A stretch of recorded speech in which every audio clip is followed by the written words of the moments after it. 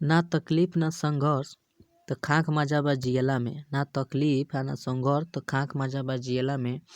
आ बड़का बड़का तूफान थम जाला जब आग लागल होके सीना में। हेलो दोस्त, हम हैप्पी अपने सभी के स्वागत करत बनी अपना चैनल क्विकनेस ऑफ माइंड में। आज हम लोग पढ़ने वाले हैं आज हमने पढ़ब जा चैप्टर बायन। चैप्टर के नाम है हमार बायन, जौन क्लास 10th भोजपुरी बा। ठीक बा, तो एक बहुत ही इम्पोर्टेंट चैप्टर बा, एक समझल जा।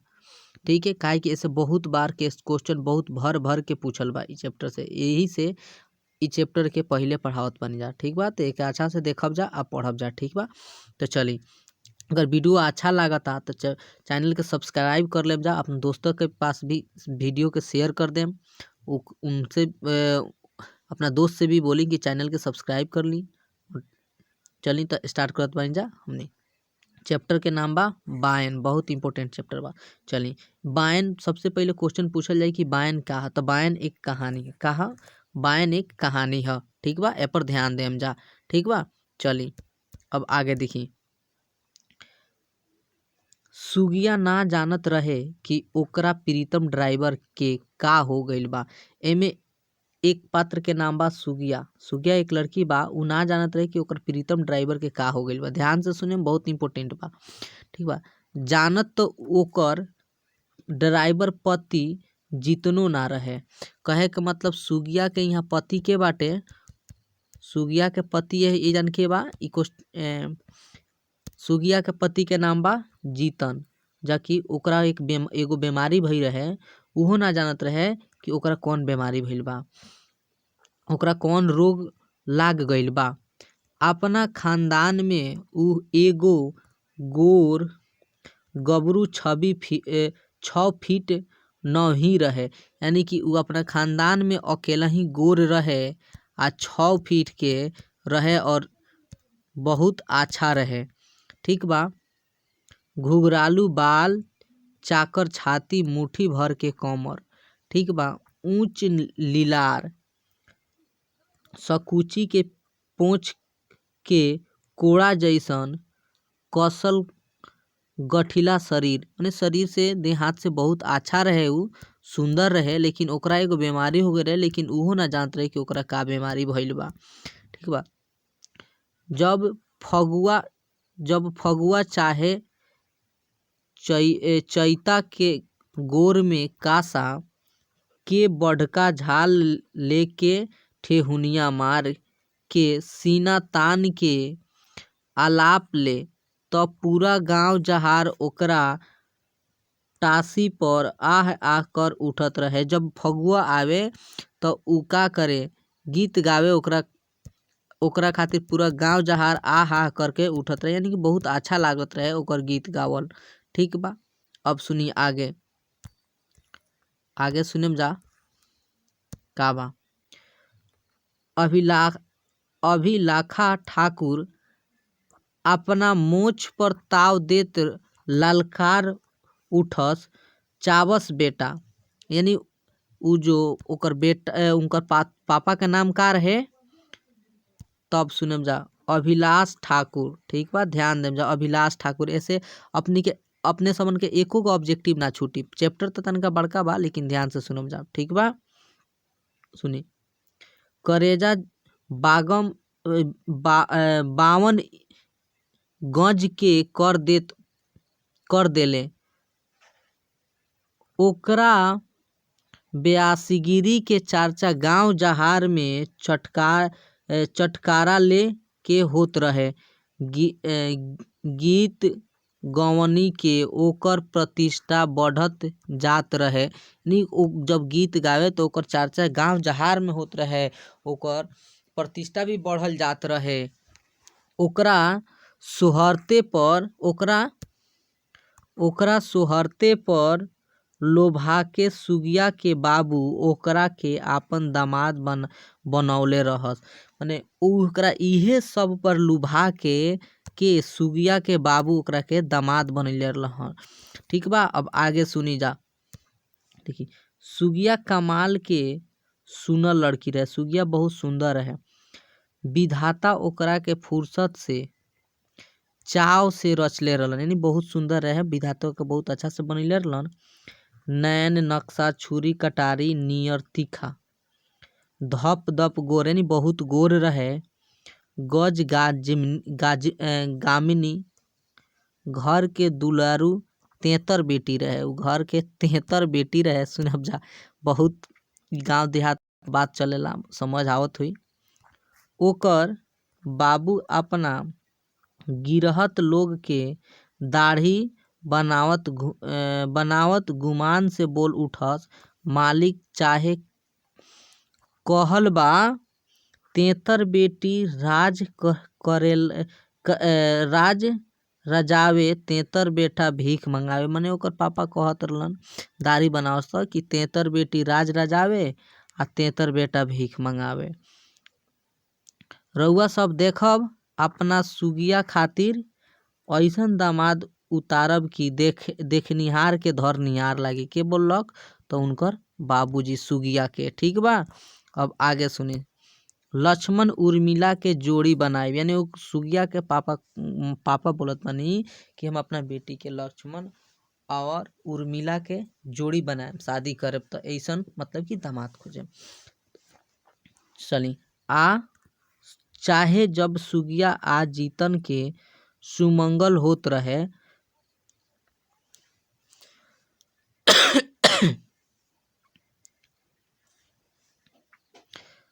जात बिरादरी का गांव जहार के लोग वाह वाह करत उठत रहे। जब सुगिया और जीतन के सुमंगली होत रहे तो देखी जात बिरादर का गांव जहार के लोग भी आह आह करके उठत रहे, यानी कि बहुत अच्छा दोनों में जोड़ी लागा रहे। देखी अभिलाख ठाकुर जब सुगिया के छेके गइल रहस तो ओकरा के देखते अनेरे उनका मुंह से निकल गइल रहे, हमरा लक्ष्मण के उर्मिला मिल गइल। यानी जब अभिलाष ठाकुर लड़की के देखे गइल रहलन तब यही उनका मुंह से निकल गइल कि हमरा लक्ष्मण के उर्मिला मिल गइल। इतना सुंदर रहे सुगिया। ठीक बा, चली आगे देखी जानब। सुगिया के बाबुओ के पाँव जीतन ऐसन दामाद देख के जमीन पर ना पड़त रहे, यानी सुगिया के जौन पापा रनी उनको जे बानू जीतन जैसन दामाद देख के उनकर जमीन पर उनकर पाँव ना पड़त रहे, वो हवे में घूमत रहलन एगो मानी तो। ठीक बा, अब देखी आगे सुनी। सुगिया जौन दिन जीतन बहू बन के घर में आइल रहे, वही दिन से घर के रौनक बदले लागल रहे, यानी सुगिया के जब शादी हो गई जीतन से तो वही दिन से उनका घर के का हो गइल, रौनक बदल गइल। दिन दूना रात चौगुना तरक्की होखे लागल, शादी भइल लोग बहुत तरक्की होखे लागल। जीतन के लोखर लेके दुआरे दुआरे गइल आ दाढ़ी बनावल रुचद ना रहे। मतलब कि देखी ओकर जौन जीतन रहे न ओकरा में दाढ़ी बनावे के तो रुचि ना रहे, मन ना लागत रहे। ठीक बा, यही से उ सुगिया के समझा बुझा के कलकत्ता चल गइल। अब दाढ़ी बनावे में ओकर मन ना लागत रहे तो अपना पत्नी के समझा के जौन ओकर सुगिया रहे उ कलकत्ता चल गइल। एगो ट्रांसपोर्ट कंपनी में पहिले खलासी के काम करत रहे, फिर ड्राइवर बन के अपना ट्रक के साथे, मैंने पहले खलासी के कंपनी का काम करते रहे, बाद में ड्राइवर बन गए। चली कहानी बड़ी सुने में जा ध्यान से, ऐसे एको क्वेश्चन ना छूटी अपने लगे के। देखी हिंदुस्तान के पुरुष पश्चिम उत्तर पश्चिम उत्तर दक्षिण एक करे लागल। गांव के चौपाल पर रोज चर्चा होखे, जीतन व्यास दोनों हाथे पैसा पीट रहल बाड़े। माटी के खपड़ैया घर पक्का ठोकवा के रूप ले लिहलस, यानी कि उनका पहले माटी के घर रहे, पैसा वैसा बहुत कमात रहलन, तो अब का हो गई पक्का के घर बनवा लेलन। सुगिया के बदन पर रेशमी साड़ी आ गइला, सुगिया महंगा महंगा कपड़ा लागल पहने। ठीक बा, अब देखी आ गइल गुरियाब देख के नीमन नीमन निर्हित लोग के आंख फैल के सितुआ हो गई रहे। माने ई सब देखिए उनकर बढ़ावा देख के माने वो लोग का अंदर विकास होत रहे बहुत जल्दी से, तो नीमन नीमन आदमी के आंख फाट के सितुआ हो जात रहे, यानी कि खराब लागत रहे। गांव देहात में तो ये होकबे करेला, केहू आगे बढ़ेला तो केहू के खराब लागेला। ठीक बा, देखी सुगिया जब अपना पुश्तैनी रिवाज के अनुसार अपना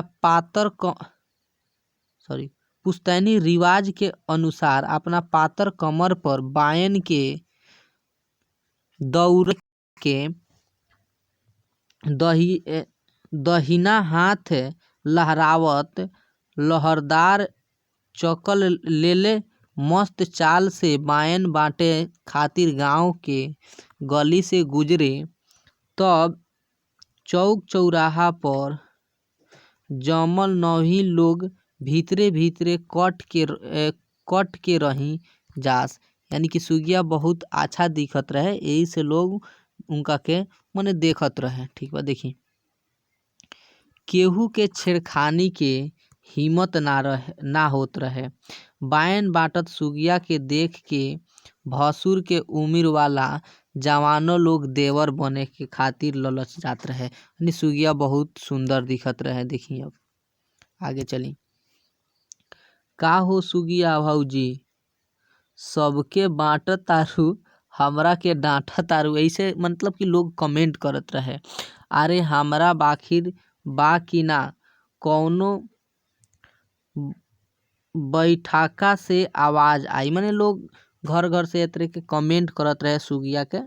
ठीक बा, अब आगे सुनी, कहानी में मजा आई। देखी हाँ बानू देवर जी, ऐसे सुगिया का करे आवाज देत रहे। ठीक बा, रउआ दीदी लगे जाई भर ही चाभी। ठीक, देखी बिंदास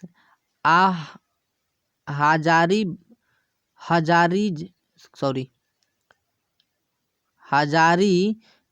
सुगिया जवाब दे के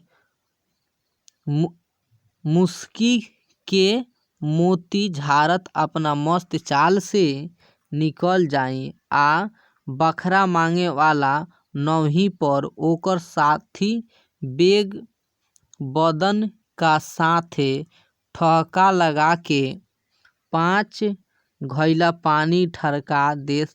ओकर हाजिर जवाबी मस्ती आ खुशी मिजाज पर पूरा गांव फिदा रहे। जब सुगिया बहुत खुश रहे तो गाँव के लोग मतलब कि खुशी खुशी से ओ का बोले खुश मिजाज रहे, गाँव के लोग फिदा रहे ओकरा ऊपर। देखी थोड़ा देखे अपने लड़की के पढ़े में भी थोड़ा दिक्कत हुई, हमरो भी पढ़े में थोड़ा दिक्कत होता, काहे कि PDF में देखी फ्रेश नहीं है। दिक्कत ये है बा, काज परोजन में जजमान गिरहतन लोग किहा सुगिया ठकुराइन पहिला पसंद रही। सुगिया अपना हिस्सा के सगर सुख भोगे में मस्त रहे, माने उ सब सुख ओकरा मिलत रहे सुगिया के। देखी बाकी दैबो के लीला विचित्र होला, ओकर मरम केहू ना जाने। सुगिया के बियाह के भइला 10 बरिस हो गई रहे, साल दर साल उजर करिया दिन रात गुजर गईल, बाकी सुगिया के नारी के पूर्णता माने महतारी बने के सुख दबई ना दिहले। ठीक, मतलब कि ओकरा 10 बरस हो गए शादी के, लेकिन सुगिया के का भई रहे कि बाल बच्चा ना भई रहे। देखिए अब आगे सुनी,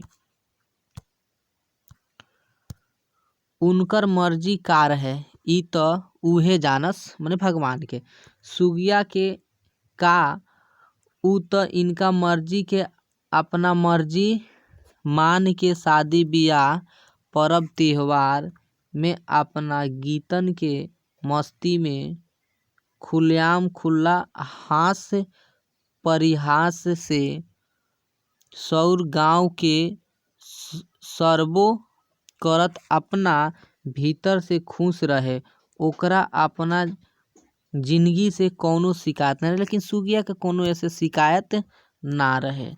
ई सब से देखिए, अगर अपने लाइन के PDF फ्रेश में बा, अगर अपने के पास PDF बा तो हमरा WhatsApp नंबर भेज सकतानी और यहाँ से एक नोट्स भी प्राप्त कर सकतानी। देखिए हमर WhatsApp नंबर बा, हम अपने के लिख देतानी, ए पर रउआ भेज सकतानी 9523112363। ये नंबर पर अपने भेज सकतानी। अपने के इस चैप्टर के क्वेश्चन आंसर सारा के सारा मिल जाए PDF के रूप में, ठीक बा। ये नंबर पर अपने के पास भी अगर ऐसे फ्रेश PDF के तो क्या अपने भेज सकतानी, हम वीडियो बना दें, ठीक बा।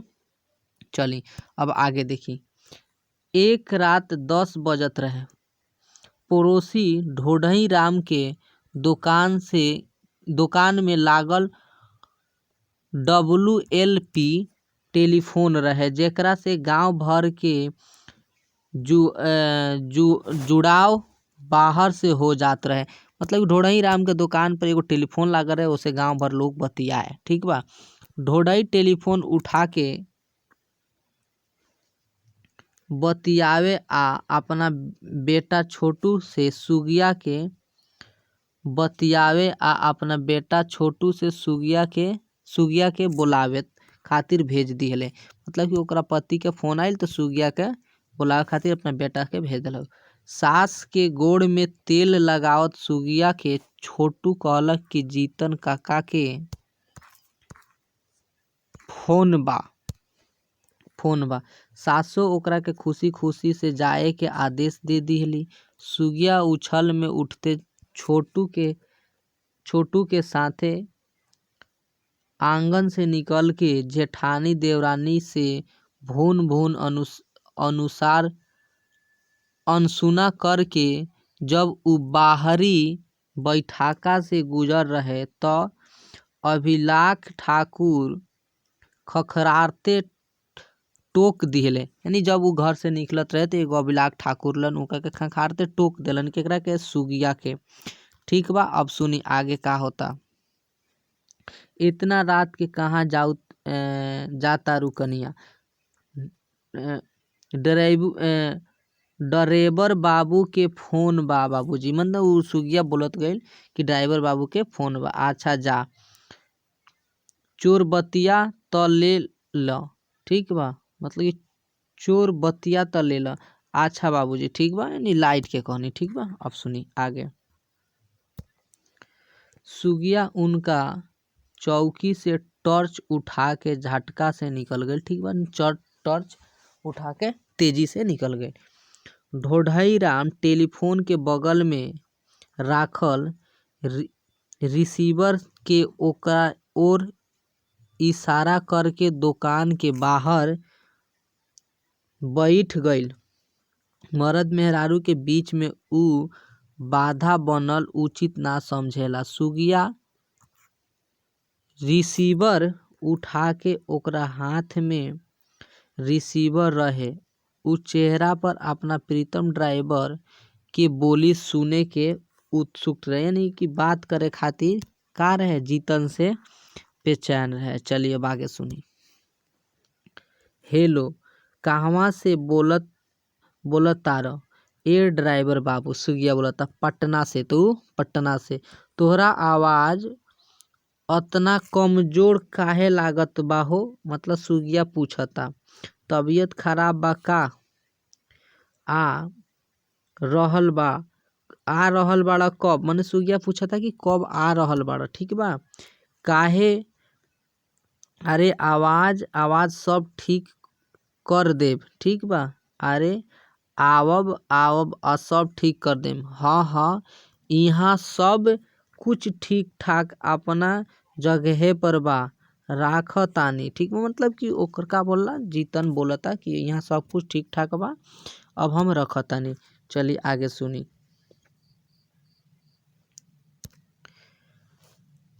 रिसीवर राख के सुगिया बाहर निकल गई। अचरा के खोट में बांधल 2 रुपया के सिक्का खोल के ढोढर मलराम के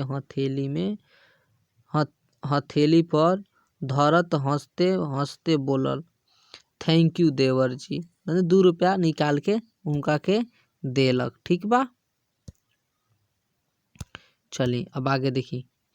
बात करावे खातिर मैंने थैंक यू बोलक केकरा, ढोडर मल के बात करावे खातिर। का भीतर से गुदगुद ई महसूस करत उड़कू नियत अपने घरे आ गइल। मतलब कि उड़कत अपना घरे आ गइल, कूदत खेलत। ठीक बा, चौकी पर ससुर के चोरबत्ती धरत बा, देखलक कि जीतन कहुआ आवत बाड़े। मतलब कि देखी वो अपना का बोला ससुर के का कैलक, चौकी पर ले जाके उ जोन टॉर्च रख ले रहे ओकरा के रख देलक। ठीक बा, देखलक कि जीतन काल्हे आवत बाड़े। मतलब कि अब जीतन काल आवे वाला रहलन। ठीक बा, देखिए आगे। बिहान भइला जीतन अइले, बाकी साल भर बीत गइल।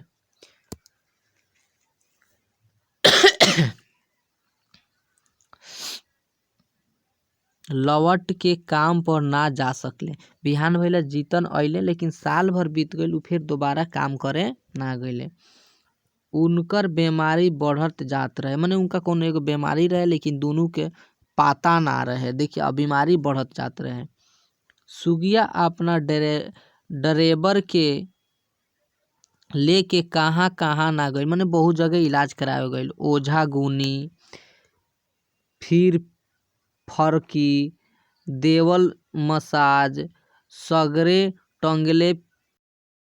मतलब कि हर जगह जाए देखावे उनका के बहुत बीमारी हो गई रहे। तो अब आके देखिए, सैकड़ों मनता मंगलस, मतलब कि देवी देवता से भी उ का कैलक, मन्नत कैलक। अब देखिए आगे, होम्योपैथी, हकीम, वैद्यगिरी सब इलाज करवा लेलक। दूध फल अंडा पनीर छेना ओखा एक से एक पुष्ट खिलौलस, बाकी कौनो असर ना। ओकर प्रीतम ड्राइवर हड्डी के ढांचा में बनल जात रहेले, बड़ बड़ बिलौरी आँख। देखिए मतलब कि उनका के सब कुछ खियलक, छेना मिठाई हर तरह के, मतलब कि उनका के खाना पीना दिलक। लेकिन प्रीतम ड्राइवर के स्थिति अभी भी का होत रहे, खराब होत जात रहे, हड्डी उनकर दिखत जात रहे। हर जगह देखैलक, बीमारी के पता ना चलत रहे। अब देखिए आगे का होता। अगर अपने लाइन के पास में अगर पीडीएफ होके फ्रेश तो कोशिश करे भेजे के, काहे कि पीडीएफ फ्रेश नहीं के पढ़े में बहुत दिक्कत होता। देखिए, ठोकर से धस गइल। ठीक बा, खिलल गाल पुचक गइल, दांत बहरी उनकर लागल घुगर घुगर बार, बाल जौन बानू उनकर झरे लागल। जीतन का साथे सुगिया नियन कमल के जैसन पाला मर गइल। ठीक बा, मतलब कि उनकर स्थिति बड़ी खराब हो जात रहे। सोना नियन हतमत अंग झुलस गइल, यानी सोना निहर उनको जौन अंग रहे वो अब झुलस गइल। सब रूप सब मस्ती न जाने कहवा बिला गइल, यानी कि सब जौन उनका शरीर रहे सारा खत्म हो गइल। अब उनकर मस्ती उस्ती भी सारा खत्म हो गइल, कहवा बिला गइल, इसे सुगिया समझत रहे।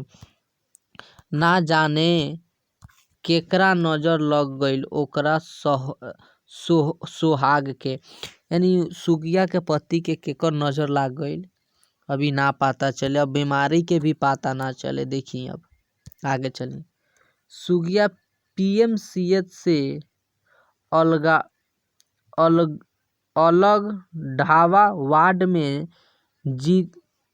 जितने नियत रोगियों के बीच बेड के पौताना में बैठल अपना सुहाग भाग आ दुर्भाग्य पर अनुपात के समझ में गुमसुम कहीं भुलाइल रहे कि डॉक्टर के आवाज पर ओकर ठकमुकी टूटल।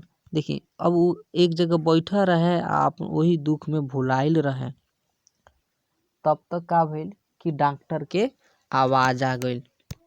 देखिए सुगिया देवी जी डॉक्टर बाबू, अब सुगिया बोलतिया सुनी। क्या आपको पता है कि आपके पति को एड्स है? हम कोनो डॉक्टर वैद हई, ई सुगिया बोलता। सरकार की हमरा पता होई ई कौन रोग है हजूर, ई सुगिया पूछता। अब सुनी, देखिए मैं आपको समझाने की कोशिश करता हूँ। एड्स एक ऐसा रोग है जो शरीर की रोग प्रतिरोधकता क्षमता ही नष्ट कर देता है। यानी कि ये एक प्रकार का ऐसा रोग है जो आपके शरीर का सारे शक्ति को ही खत्म कर देता है। दुख से लड़ने वाला जो शक्ति होता है उसको, यानी शरीर के अंदर अंदर रोगों के खिलाफ लड़ने की जो ताकत होती है वहीं खत्म हो जाती है। ये डॉक्टर समझा रहा है, ठीक, समझावत पड़े। शरीर अनेक रोगों का घर बन जाता है, यानी कि ये रोग जब होगा तो शरीर में अनेक प्रकार के रोग हो जाई। ये डॉक्टर बाबू समझाते हैं। इस पर किसी पुष्टिकर भोजन या दवा का कोई असर नहीं होता है। डॉक्टर बोलत बा कि ए पर कोनो प्रकार के खाना खइला से कोनो असर ना पड़ेला, ठीक बा।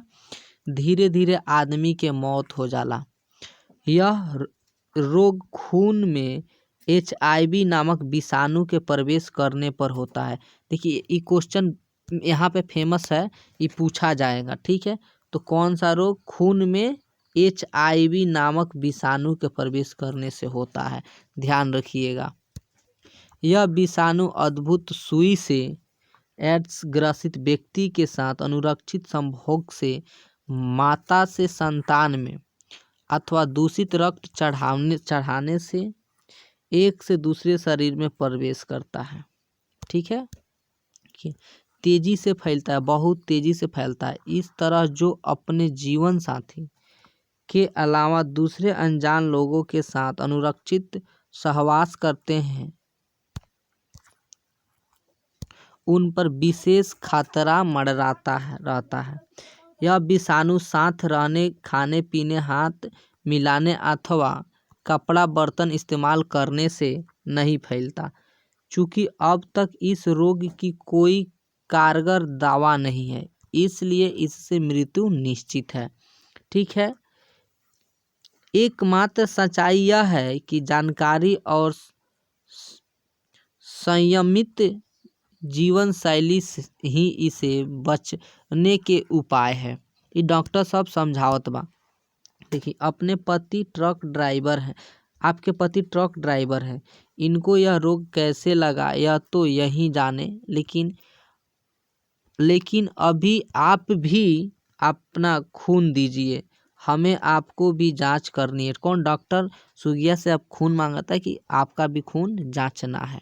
देखिए ताकि आप संपर्क होकर संयमित जीवन जी सके और आगे इसे फैलने से शामिल न हो सके। देखिए सिस्टर इनका रक्त का नमूना लो, डॉक्टर बोला, ठीक।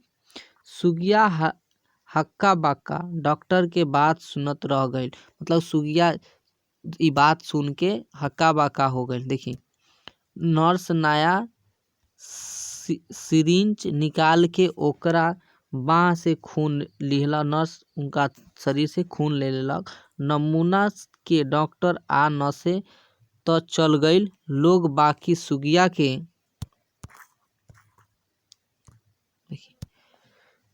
दिमाग में सवाल के बढ़र छोड़ गए, यानी सुगिया के दिमाग में जौन बा बहुत सारा क्वेश्चन छोड़ गए, ठीक बा। सुनिए आगे। ओकर चेहरा उतर गई हौल, दिल होखे लागल, ठीक बा। फिर कैसहू अपना के सहमलस, जब तक सांस तब तक आस। सोच के रात भर के जीतन के सेवा मशीन नियल करत रहे, यानी रात भर जीतन के का करत रहे, सेवा मशीन नियल करत रहे, ठीक बा। अब आगे देखिए। भोर भइल, रात के सब चिंता झटक से उतर कमरा से बाहर निकलल, जल्दी जल्दी अपना क्रियाक्रम से निपट के अइल। जीतन के हाथ मुंह धोलस, दौड़ के अस्पताल के बाहर गइल। चाय पावरोटी छीनल अंडा केरा बर्गर लेके आइल। अपना ड्राइवर से के नाश्ता करवैलक, चाय पिलैलक। जीतन अपना अपराध बोध में गुमसुम ओकरा से आँख ना मिलावत रहे। ठीक बा, आगे सुनी अब। उ चुपचाप ओकर निहोरा माने पर बेबस रहे। बस सुगिया जवन जवन आदेश देवे ओकरा पालन करत जाए। कौन? जीतन। इतना सुरीला गायक दहाड़े वहाँ मर्दान एकदम मौन सुन अपना भोगना भोगे। ठीक, पर बेबस लाचार रहे। ठीक, उ लेटले लेटले छत के सटले गोल हवा वाली जाली में लागल गौरैया के उजरल खोता के निहारे लागत, जौना के छोड़ के पंछी फरार हो गइल रहे। कि ऊपर ताके और गौरैया के जौन खोता लागल रहे उ खोता के भी छोड़ के जौन पंछी चल गए रहे ओकरा के देखत रहे। कौन? जीतन। सुनी। सुगिया देवी, ई डॉक्टर के आवाज रहे। डॉक्टर चाला करता। जी डॉक्टर साहब, सुगिया बोलता। असरा आ उम्मीद के साथ उठ के सुगिया स्वागत कैलक। हमें खेद है, मुझे यह सच्चाई कहनी पड़ रही है कि आप भी HIV पॉजिटिव हैं, यानी आपके खून में भी एड्स के विषाणु पाए गए हैं। कौन? सुगिया को। ठीक है, देखिए डॉक्टर के बात पूरा होते होते सुगिया पुक्का फाड़ के रोवल उठल। लागल सुगिया रोवे। जाहो ड्राइवर बाबू, ई बायन कहवा से ले अइला हो? अरे हमरो बखरा लगा देला ही। हाय रे करम, मतलब कि अपना करम के दोष देवे लागल सुगिया। अब देखिए आगे सुनी। सुगिया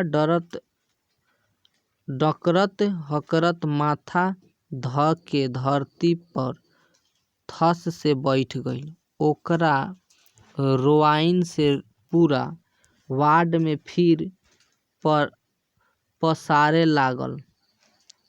पत्थर के मूरत बनल जीतन के कोठोर में धसल दुनू आँख से दर्द आ गइल। पानी बह के ढरके लागल, जौना के धार में तकिया के साथे साथे ओकरा समूचा अस्पताल गहराई से डूब चलल गइल। यानी कि अब जीतन भी का भइल? रोवे लागल। ठीक बा, अब चली। अब हमने अगला वीडियो में एक सारा ऑब्जेक्टिव क्वेश्चन और सब्जेक्टिव क्वेश्चन करब। ठीक बा, ऐसे अपने लोगन के वीडियो अच्छा लागल होखे तो चैनल के सब्सक्राइब करी, वीडियो को लाइक करी, अपने दोस्त सबके भी शेयर करी। फिर अब हमने मिलब जा नेक्स्ट वीडियो में। तब तक के लिए जय हिंद, जय भारत। साला चैप्टर की कहा हो? हाँ।